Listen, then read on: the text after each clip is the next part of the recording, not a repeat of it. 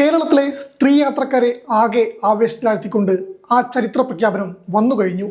വരും ദിവസങ്ങളിൽ കേരളം ഏറ്റവും കൂടുതൽ ചർച്ച ചെയ്യാൻ പോകുന്ന ആ വലിയ മാറ്റം ജൂൺ 15 മുതൽ യാഥാർത്ഥ്യമാവുകയാണ്. ഇനി മുതൽ KSRTC ബസ്സുകളിൽ സ്ത്രീകൾക്ക് സൗജന്യമായി യാത്ര ചെയ്യാം. അധികാരമേറ്റ് മണിക്കൂറുകൾക്കകം VD സതീശന്റെ നേതൃത്വത്തിലുള്ള പുതിയ UDF സർക്കാർ തങ്ങളുടെ പ്രധാന വാഗ്ദാനങ്ങളിലൊന്ന് പ്രഖ്യാപിച്ചെങ്കിലും ഇതിന് പിന്നാലെ വലിയൊരു ചോദ്യചിഹ്നവും ഉയരുന്നുണ്ട്. കടുത്ത സാമ്പത്തിക പ്രതിസന്ധിയിലുള്ള സംസ്ഥാന ഖജനാവിനും നഷ്ടത്തിലോടുന്ന KSRTCക്കും ഈ തീരുമാനം എത്രത്തോളം താങ്ങാൻ കഴിയും? സ്ത്രീകൾ കൂട്ടത്തോടെ KSRTCയിലേക്ക് മാറുമ്പോൾ കേരളത്തിലെ പ്രൈവറ്റ് ബസ്സുകൾ പൂട്ടിപ്പോകുമോ? രാജ്യത്ത് ഇതുവരെ 8 സംസ്ഥാനങ്ങളാണ് സ്ത്രീകൾക്ക് സൗജന്യ യാത്ര നൽകുന്നത്. ഈ പട്ടികയിലേക്കാണ് കേരളവും എത്തുന്നത്. 2019 ഡൽഹി ആരംഭിച്ച പിങ്ക് ടിക്കറ്റ് പദ്ധതി മറ്റ് സംസ്ഥാനങ്ങളും ഏറ്റെടുക്കുകയായിരുന്നു. അയൽ സംസ്ഥാനങ്ങളായ കർണാടകയും തമിഴ്നാടും നടപ്പാക്കിയ ഈ മാതൃക കേരളത്തിലെത്തുമ്പോൾ എന്തൊക്കെ നിബന്ധനകളാകും ഏർപ്പെടുത്തുക? നിശ്ചിത ദൂരം മാത്രമാണോ, അതോ എല്ലാ KSRTC ബസ്സിലും സൗജന്യ യാത്ര ലഭിക്കുമോ? തുടങ്ങി 100 സംശയങ്ങളാണ് മുന്നിലുള്ളത്. നമുക്ക് സാധ്യതകൾ നോക്കാം. ഇത്തരമൊരു പദ്ധതി നമ്മൾ ആദ്യമായി കാണുകയല്ല എന്നത് തന്നെയാണ് യാഥാർത്ഥ്യം. തൊട്ടടുത്ത കർണാടകയിൽ സിദ്ധരാമയ്യ സർക്കാർ അധികാരത്തിൽ വന്ന ഉടൻ നടപ്പാക്കിയ ശക്തി സ്കീം തന്നെയാണ് ഇവിടെയും പ്രധാന റഫറൻസ്. കർണാടകയിൽ സ്ത്രീകൾക്ക് ഈ പദ്ധതി വലിയ ആശ്വാസമായെങ്കിലും KSRTC ബസ്സുകളിൽ വൻ തിരക്കാണ് അനുഭവപ്പെട്ടത്.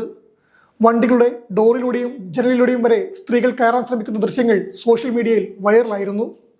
കർണാടക നടപ്പാക്കിയപ്പോൾ ചില കൃത്യമായ നിബന്ധനകൾ വെച്ചിരുന്നു. സംസ്ഥാനത്തിന് പുറത്തേക്ക് പോകുന്ന അന്തർ സംസ്ഥാന ബസ്സുകളിലോ ലക്ഷറി AC ബസ്സുകളിലോ സൗജന്യമില്ല. കർണാടകയിൽ സാധാരണ ഓർഡിനറി ബസ്സുകളിലും റീജിയണൽ ട്രാൻസ്പോർട്ട് ബസ്സുകളിലും മാത്രമാണ് സ്ത്രീ യാത്രക്കാർക്ക് 100% സൗജന്യം നൽകിയത്.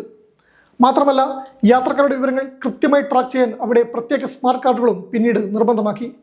തമിഴ്നാട്ടിലും സമാനമായ രീതിയിൽ ഓർഡിനറി ടൗൺ ബസ്സുകളിൽ മാത്രമാണ് സ്ത്രീകൾക്ക് ഈ ഇളവ് അനുവദിച്ചിട്ടുള്ളത്. ഔദ്യോഗിക വൃത്തങ്ങളിൽ നിന്നുള്ള സൂചനകൾ പ്രകാരം കേരളത്തിൽ ഈ പദ്ധതി നടപ്പാക്കുമ്പോൾ KSRTCക്ക് മേൽ വലിയൊരു സാമ്പത്തിക ഭാരം വരാൻ സാധ്യതയുണ്ട്. അതുകൊണ്ട് തന്നെ കർണാടക മോഡലിൽ കടുത്ത നിബന്ധനകൾ കേരളത്തിലും കൊണ്ടുവന്നേ മതിയാകൂ എന്നാണ് സാമ്പത്തിക വിദഗ്ധർ ചൂണ്ടിക്കാട്ടുന്നത്. 40 കിലോമീറ്റർ ദൂരപരിധി ഉണ്ടാകുമോ എന്ന ചോദ്യമാണ് കൂടുതൽ ഉയർന്നു കേൾക്കുന്നത്. തുടക്കത്തിൽ ഓർഡിനറി സിറ്റി സർവീസ് ബസ്സുകളിലായിരിക്കും ഈ പദ്ധതി പൂർണ്ണമായും നടപ്പിലാക്കുക. ദീർഘദൂര സർവീസുകളായ ഫാസ്റ്റ് പാസഞ്ചർ, സൂപ്പർ ഫാസ്റ്റ്, മിന്നൽ, AC പ്രീമിയം ബസ്സുകളിൽ ഈ ആനുകൂല്യം പൂർണ്ണമായി നൽകാൻ KSRTCക്ക് കഴിയില്ല. ഒരുപക്ഷെ സാധാരണക്കാരനായ ഹ്രസ്വദൂര യാത്രക്കാർ ലക്ഷ്യമിട്ട് പരമാവധി 40 കിലോമീറ്റർ വരെയുള്ള യാത്രകൾക്ക് മാത്രമായി ഇത് പരിമിതിപ്പെടുത്താനുള്ള സാധ്യതയും കാണുന്നുണ്ട്. സ്ത്രീകൾക്ക് യാത്ര സൗജന്യമാണെങ്കിലും ബസ്സിൽ കയറുമ്പോൾ കണ്ടക്ടർമാർ ഇലക്ട്രോണിക് ടിക്കറ്റിംഗ് മെഷീൻ വഴി 0 ചാർജ് ടിക്കറ്റുകൾ പ്രിന്റ് ചെയ്ത് നൽകും.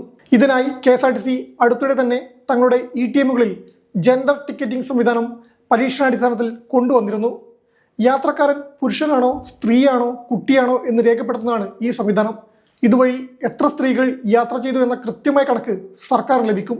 ഈ കണക്ക് വെച്ചായിരിക്കും KSRTC സർക്കാരിൽ നിന്ന് സബ്സിഡി തുക കൈപ്പറ്റുക. യാത്രക്കാർ കേരളത്തിലുള്ളവരാണെന്ന് ഉറപ്പുവരുത്താൻ ആധാർ കാർഡോ അല്ലെങ്കിൽ സർക്കാർ നൽകുന്ന മറ്റേതെങ്കിലും ഔദ്യോഗിക തിരിച്ചറിയൽ രേഖയോ കണ്ടക്ടറെ കാണിക്കേണ്ടി വരും. വരും ദിവസങ്ങളിൽ സ്ത്രീകൾക്കായി പ്രത്യേക യാത്രാ പാസുകളോ സ്മാർട്ട് കാർഡുകളോ KSRTC അവതരിപ്പിച്ചേക്കുമെന്നാണ് അറിയുന്നത്. ഈ പദ്ധതി പ്രഖ്യാപിക്കുമ്പോൾ ഏറ്റവും വലിയ തലവേദന സംസ്ഥാനത്തിൻ്റെ സാമ്പത്തികാവസ്ഥ തന്നെയാണ്. നിലവിലെ ധനസ്ഥിതിയെക്കുറിച്ച് ധവളപത്രം ഇറക്കുമെന്ന് മുഖ്യമന്ത്രി VD സതീശൻ തന്നെ വ്യക്തമാക്കിയിട്ടുണ്ട്. KSRTC ആകട്ടെ ജീവനക്കാർക്ക് കൃത്യസമയത്ത് ശമ്പളവും പെൻഷനും കൊടുക്കാൻ പോലും പാടുപെടുന്ന പൊതുമേഖലാ സ്ഥാപനമാണ്. ഇതിനിടയിലാണ് പ്രതിവർഷം കോടികളുടെ അധിക ബാധ്യത വരുത്തിവെക്കുന്ന ഈ പുതിയ തീരുമാനം. മാത്രമല്ല, മറ്റൊരു വലിയ പ്രതിസന്ധിയും KSRTCക്ക് മുന്നിലുണ്ട്. 15 വർഷത്തിലധികം പഴക്കമുള്ള 1117 ബസ്സുകൾ കേന്ദ്ര സർക്കാരിൻ്റെ സ്ക്രാപ്പേജ് നയത്തിൻ്റെ ഭാഗമായി ആക്രവിലക്ക് പൊളിച്ചു നീക്കേണ്ട അവസ്ഥയിലാണ്. സെപ്റ്റംബർ 30-നകം ഇതിൽ തീരുമാനമായില്ലെങ്കിൽ വലിയൊരു ശതമാനം ബസ്സുകളും കട്ടപ്പുറത്താകും. നിലവിൽ സർവീസ് നടത്തുന്ന ബസ്സുകളുടെ എണ്ണം കുറയുമ്പോൾ സ്ത്രീ യാത്രക്കാരുടെ എണ്ണം ഇരട്ടിയായാൽ KSRTCക്ക് അത് എങ്ങനെ മാനേജ് ചെയ്യാൻ പറ്റുമെന്നത് വലിയൊരു ചോദ്യചിഹ്നമാണ്. ഈ തീരുമാനത്തോട് ഏറ്റവും ശക്തമായി വിയോജിക്കുന്നത് കേരളത്തിലെ പ്രൈവറ്റ് ബസ് ഉടമകളാണ്. കേരളത്തിലെ യാത്രാക്ലേശം ഒരു പരിധിവരെ പരിഹരിക്കുന്നത് 10,000-കണക്കിന് സ്വകാര്യ ബസ്സുകളാണ്. സ്ത്രീകൾ കൂട്ടത്തോടെ KSRTCയിലേക്ക് മാറിയാൽ തങ്ങളുടെ നിത്യവരുമാനത്തിൽ വലിയ ഇടിവുണ്ടാകുമെന്ന് അവർ ഭയപ്പെടുന്നു. പ്രത്യേകിച്ച് വിദ്യാർത്ഥികളുടെ കൺസെഷൻ ചാർജ് കാരണം വലിയ നഷ്ടം സഹിച്ചാണ് സർവീസ് നടത്തുന്നതെന്ന് ബസ് ഉടമകൾ കാലങ്ങളായി പറയുന്ന കാര്യമാണ്. അതിനിടയിലേക്ക് സ്ത്രീ യാത്രക്കാർ കൂടി നഷ്ടപ്പെട്ടാൽ സ്വകാര്യ ബസ് വ്യവസായം തന്നെ തകരുമെന്നാണ് അവരുടെ വാദം. ഈ തീരുമാനത്തിനെതിരെ ശക്തമായ പ്രക്ഷോഭങ്ങളിലേക്ക് നീങ്ങാനാണ് സ്വകാര്യ ബസ് ഉടമകളുടെ സംഘടനകളുടെ തീരുമാനം. ഇനി എന്താണ് സംഭവിക്കുന്നതാണ് കേരളം ആകാംക്ഷയോടെ ഉറ്റുനോക്കുന്നത്. വരും ദിവസങ്ങളിൽ ഗതാഗത വകുപ്പും ധനകാര്യ വകുപ്പും ചേർന്ന് ഈ പദ്ധതിയുടെ കൃത്യമായ ഗൈഡ്ലൈൻസ് പുറത്തിറക്കും. ജൂൺ 15 മുതൽ പദ്ധതി യാഥാർത്ഥ്യമാകുമ്പോൾ KSRTCക്ക് വരുന്ന അധിക സാമ്പത്തിക ബാധ്യത കൃത്യമായി സർക്കാർ നികത്തുമോ അതോ KSRTC കൂടുതൽ പ്രതിസന്ധിയിലാകുമോ എന്ന് കാത്തിരുന്ന് കാണേണ്ടിവരും.